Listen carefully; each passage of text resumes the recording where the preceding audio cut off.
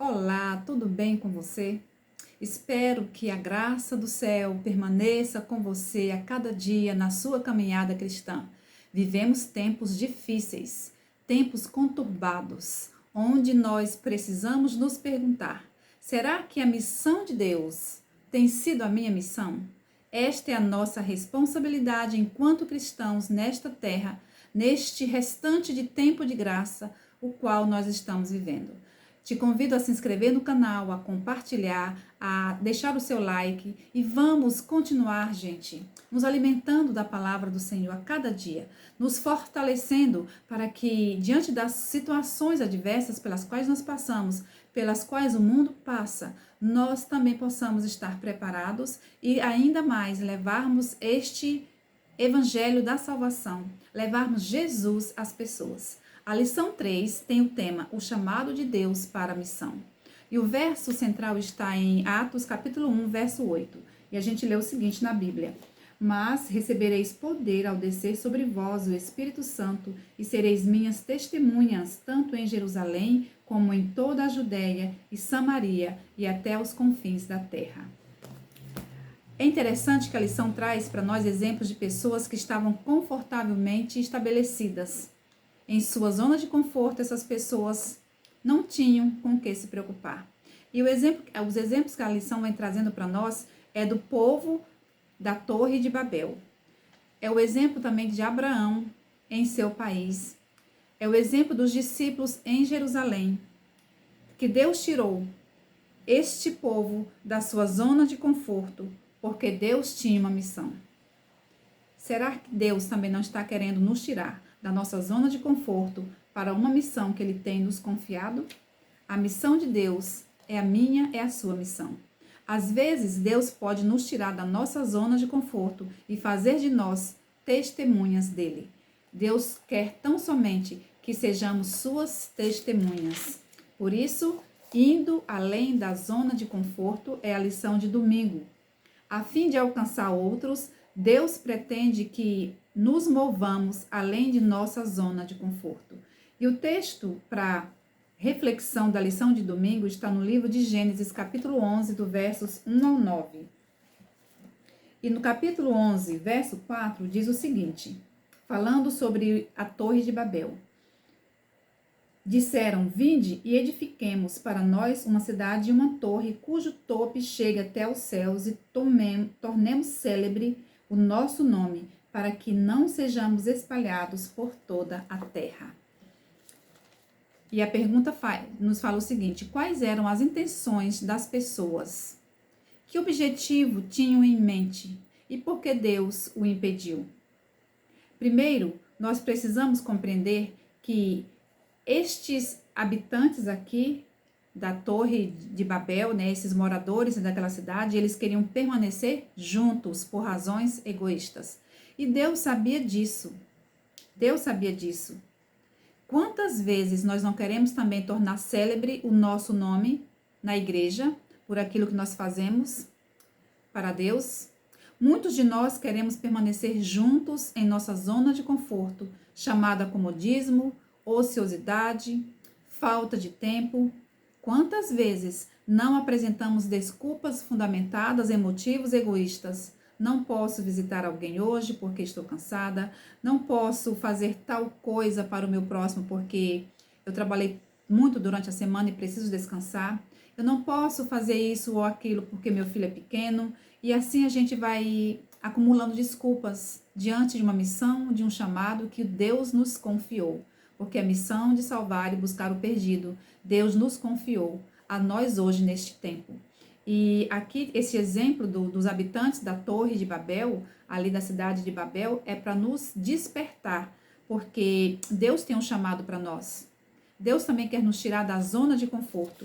E o Espírito de Profecia nos fala o seguinte, que os habitantes da planície de Sinear estabeleceram o seu reino para a exaltação própria, não para a glória de Deus. Se tivessem êxito, uma grande potência teria dominado, banido a justiça e fundado uma nova religião. O mundo teria ficado desmoralizado. Deus, porém, jamais deixa o mundo sem testemunhas suas. Houve naquele tempo homens que se humilharam diante de Deus e clamaram a ele.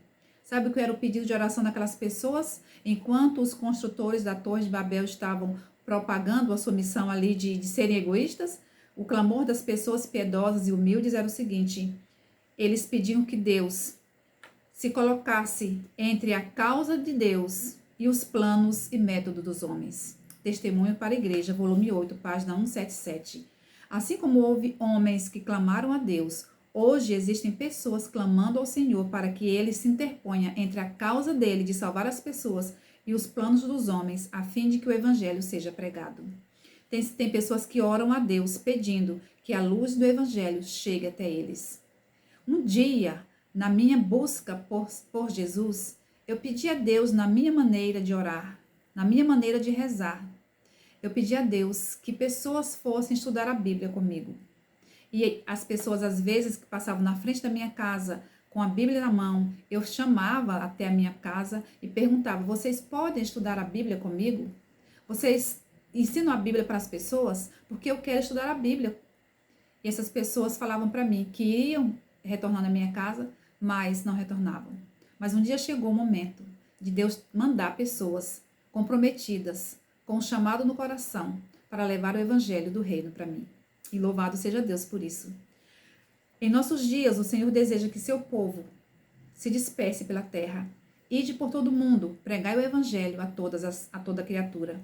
A dispersão do povo pela terra foi a estratégia que Deus usou para alcançar o propósito de povoar a terra.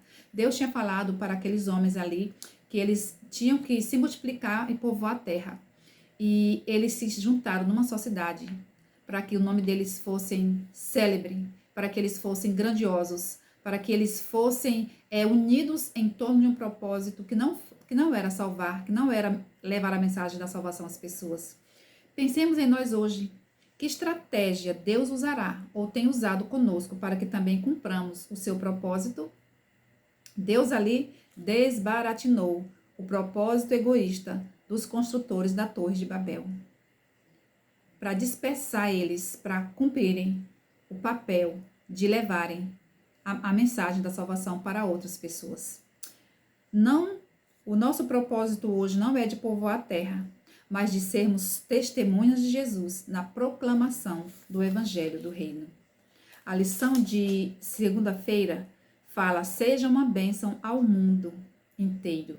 E essa história, ela está fundamentada na vida de Abrão, ainda Abrão, quando Deus chamou Abrão para ser uma bênção às nações à sua volta. E Gênesis 12, de 1 a 3, é o chamado que Deus faz para Abrão sair da sua terra, do meio da sua parentela, e ir para uma terra que Deus iria mostrar para ele. E Abrão, na sua obediência a Deus, ele deixou para trás o que ele tinha, deixou o seu trabalho, deixou o seu conforto, o seu bem-estar, deixou a sua família e saiu para a terra que Deus iria mostrar para ele. Em que aspecto a instrução de Deus a Abrão foi um chamado para a missão? Deus pediu a Abrão que deixasse seu país e seu povo e fosse para outra terra. Era parte do plano divino usar Abrão como um veículo para cumprir o seu propósito aqui na terra. Ele foi chamado para abençoar nações. Nós somos chamados a fazer o mesmo. Essa história de Abraão é uma história tremenda. É uma história de entrega, é uma história de renúncia, é uma história de submissão e obediência, é uma história de fé. E é bem possível que Deus tenha chamado alguns de nós para deixar o comodismo, deixar as desculpas, deixar as velhas relações, deixar as esperanças terrenas, deixar os planos de vida para servirmos a sua obra, servirmos em sua missão. E a pergunta 3 apresenta vários textos que falam sobre a aliança de Deus com o homem. E desses textos de Gênesis 3:15, Gênesis 17 e outros textos falam do nascimento do Messias, que Jesus seria o nosso libertador. Diz que nesses textos que nós lemos, aponta que a linhagem da linhagem de Abraão e Isaque, veio a solução para o pecado da humanidade. Quem era a solução? Jesus, o Messias. Então, se Abraão não tivesse saído do meio da sua parentela, do meio do seu povo, da sua terra, o Messias não teria vindo da sua linhagem. E nós precisamos compreender que Abraão obedeceu a esse chamado de Deus, de ir ser bênção para as nações à sua volta. E nós também somos chamados para sermos bênçãos onde Deus nos mandar. A lição de terça, o chamado, ainda falando de Abraão, o chamado de Abraão. Fala o seguinte: Abraão entrou na terra, como Deus havia ordenado. Porém, as coisas não iam bem para ele. Ao chegar onde Deus lhe enviou, nesse tempo os cananeus habitavam essa terra. E é interessante que a história que nos fala que quando Abraão chegou lá, logo ele começou a passar por dificuldades. Quando nós estamos em nossa zona de conforto, tudo nos é favorável. Mas coloque o pé na estrada e você vai encontrar dificuldades. Porque Jesus falou para nós que nesse mundo nós passaríamos por aflições, por sofrimentos, e ao mesmo tempo que passaríamos por estas situações, Ele também nos garante, Deus nos garante, de que nós não passaremos por tudo isso sozinhos. Ele está conosco. E isso aconteceu com Abraão. Abraão foi para o Egito. No capítulo 12, de versos 10 até o capítulo 13, verso 1, conta a história de quando Abraão chegou na terra que Deus tinha mandado ele ir. E aí, ali houve fome na terra. E Abraão desceu para o Egito com a sua mulher Sara, com seu sobrinho Ló e com as pessoas que faziam parte, né, do seu círculo familiar. E Abraão foi para o Egito. Só que lá, ele, com medo de ser morto, ele mentiu. Disse para Sara confirmar que Sara era sua irmã. E lá ele mentiu sobre o seu relacionamento com Sara. É interessante a gente perceber que em nossa caminhada nós passamos por processos. E Abraão estava no seu processo de amadurecimento espiritual. Não é porque ele saiu em obediência da sua terra para um lugar que Deus o havia mandado ir, que ele estava perfeito, que ele era um homem perfeito. Ele ainda precisava andar mais na presença de Deus para ser perfeito, como diz ainda lá em Gênesis. E Deus permite que circunstâncias nos sobrevenham, a fim de testar a nossa fé e que elas nos levem a buscar a ajuda dele. Deus é paciente conosco. Deus foi paciente com Abraão. Deus é paciente conosco também. Há perdão quando nos voltamos para o Senhor. Se nós erramos, se nós pecamos, confessemos os nossos pecados. E Deus nos perdoará. E Deus será conosco como foi com Abraão. Porque a missão precisa avançar. E a missão continuou com Abraão. Porque Abraão se rendeu a Deus. Ele reconheceu seus pecados. E Abraão sabia do seu chamado e precisava avançar de fé em fé para o cumprimento da missão do Senhor. Nós precisamos ter alento diante da história de Abraão, que evidenciou desconfiança, falta de fé e falta de coragem, mas ele se submeteu ao nosso Senhor. É o nosso papel nos submetermos ao nosso Deus também. A lição de quarta-feira vem falando sobre a igreja primitiva e as zonas de conforto. A perseguição que o povo de Deus enfrentou. Atos 8, de 1 a 4, ela é uma sequência do capítulo 7 de Atos, quando fala da morte de Estevão. Estevão foi o primeiro mártir do evangelho. Ele foi apedrejado. E quem estava por trás da morte de Estevão era Paulo, o perseguidor, era Saulo de Tarso, o perseguidor dos cristãos na época. E no capítulo 8, verso 2, diz o seguinte: naquele dia levantou-se grande perseguição contra a igreja em Jerusalém, e todos, exceto os apóstolos, foram dispersos pelas regiões da Judéia e Samaria. Quando Jesus chamou os discípulos e disse que derramaria sobre eles o poder do Espírito Santo.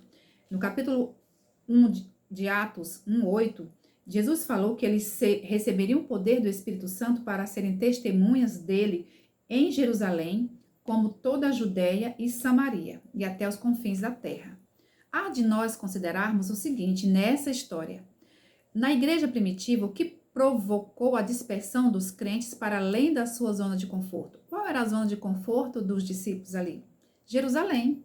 Eles estavam em casa, pregando para os seus, para os judeus ali de Jerusalém. Era muito confortável. Mas sobreveio a morte de Estevão. E aí?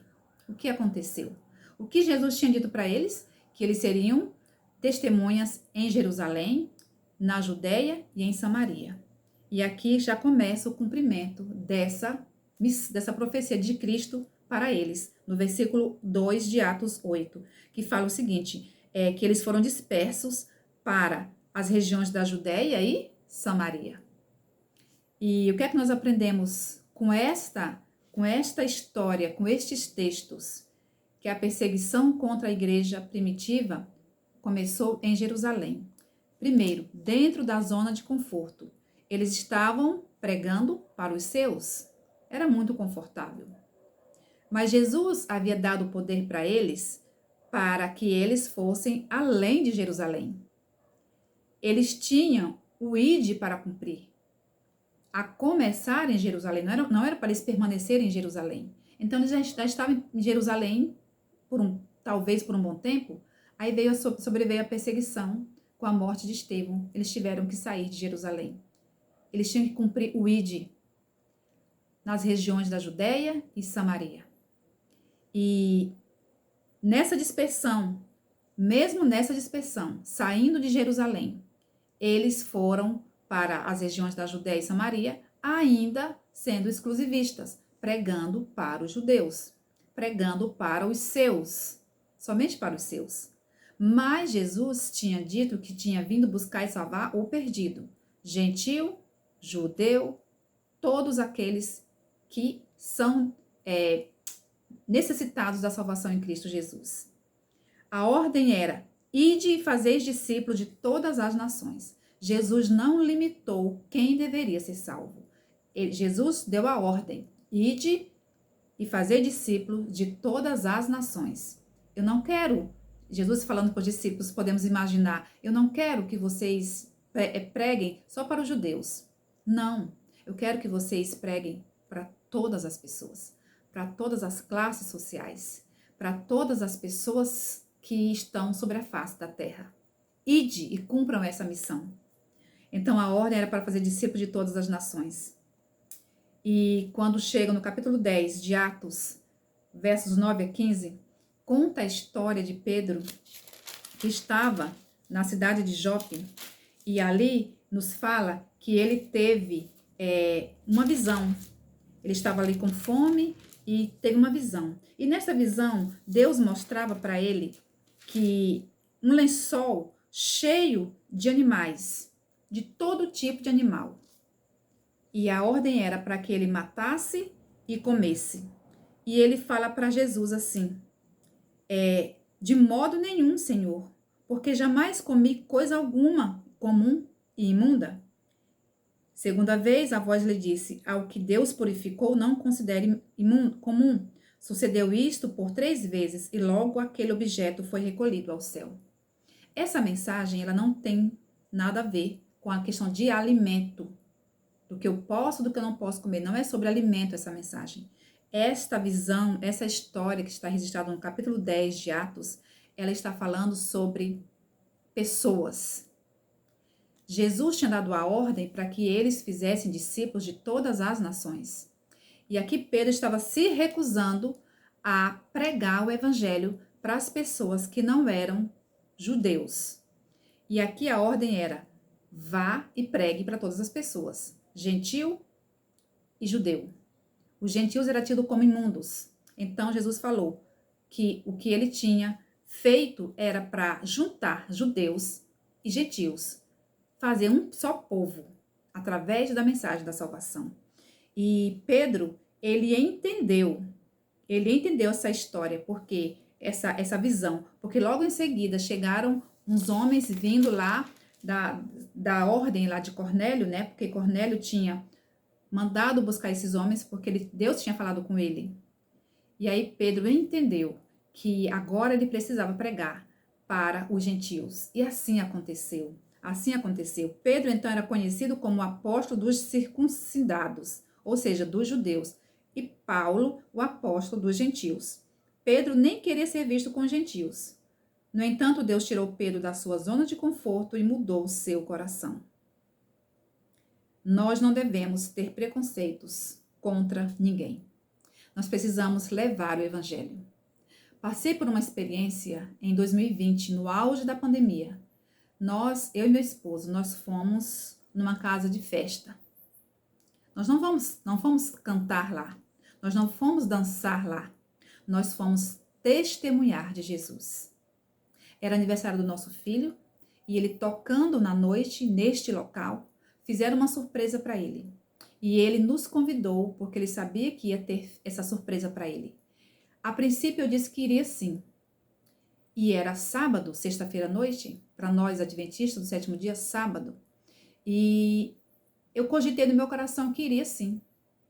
Peguei uns livros missionários do ano e nós preparamos esse material. Na quinta-feira, meu filho me perguntou: mamãe, vocês vão lá para o meu aniversário? Eu sei que é sábado, mas vocês vão lá? Eu vou ficar feliz se vocês forem. E nós confirmamos. Mas quando foi na sexta-feira, já no final do dia, entrando no começo do pôr do sol, meu coração começou a querer não ir. E minha esposa falou assim: mas você não disse que nós iríamos? Nós vamos sim. Então pegamos os livros, começamos a fazer uma dedicatória nos livros e nós juntamos 20 livros. E quando nós chegamos lá, na portaria, né, nós fomos, nos identificamos e aí nos deixaram entrar e nos levaram para uma mesa que já estava preparada para nós. Tinha muita gente. No auge da pandemia, só eu e meu esposo com máscara naquele local. E as pessoas todas sem máscara, inclusive o nosso filho. E ali nos sentamos à mesa e ficamos esperando. E quando falaram que nós já estávamos ali para ele estava cantando no palco, nós então falamos que queríamos fazer uma homenagem para ele. E foi dado para mim a oportunidade de subir lá no palco, diante daquela multidão. Pessoas que Jesus morreu por elas. Eu subi ali naquele palco e falei para eles assim: eu não vim cantar. Eu não sou cantora. Eu sou pregadora da palavra de Deus. Eu gostaria de 1 minuto da atenção de vocês. Quantos aqui gostariam de receber uma oração? E eles levantaram as mãos, confirmando. Todos levantaram as mãos. Eu orei por eles, orei pelo meu filho, pela vida do meu filho, agradecendo pela sua vida. E ainda perguntei se eles gostariam de receber um presente. E eles falaram que sim. E o presente foi os livros. E eu ainda fiquei envergonhada. Por quê? Levamos somente 20 livros, diante de uma multidão de mais de 200 pessoas.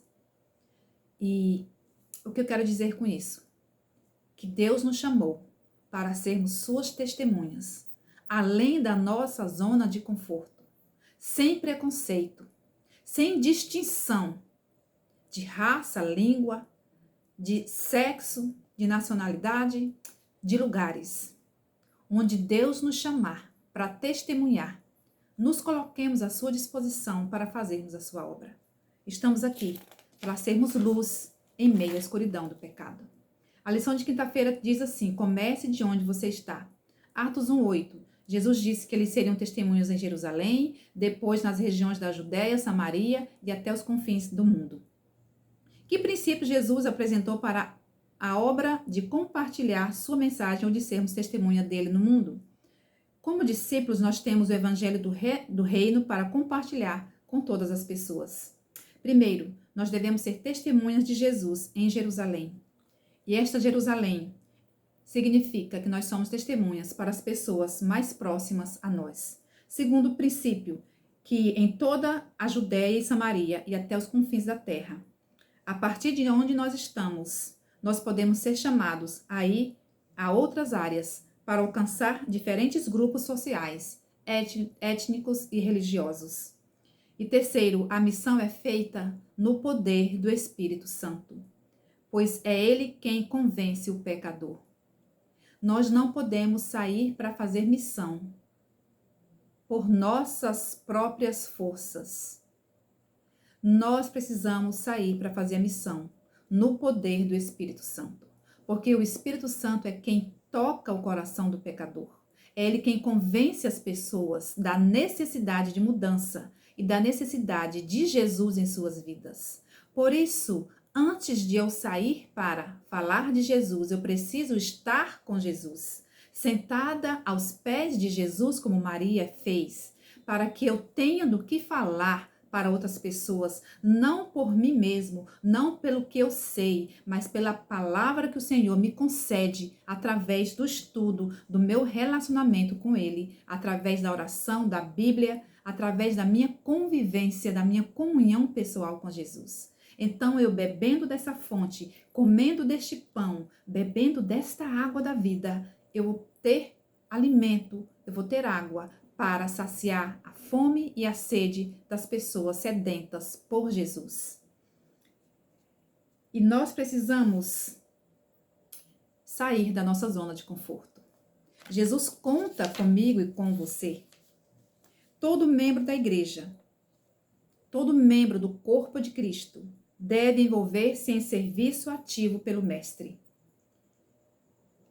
Por que vocês ficaram desocupados o dia todo? É uma pergunta que Jesus fez para os trabalhadores da vinha.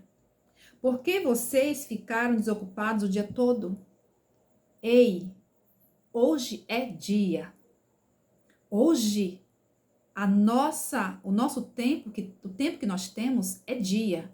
É dia de oportunidade, é dia de salvação. Nós não precisamos e nem podemos ficar desocupados neste trabalho que Jesus nos confiou. Ainda é dia de trabalhar. E a gente trabalha durante as horas do dia para que tenhamos mais êxito, mais sucesso.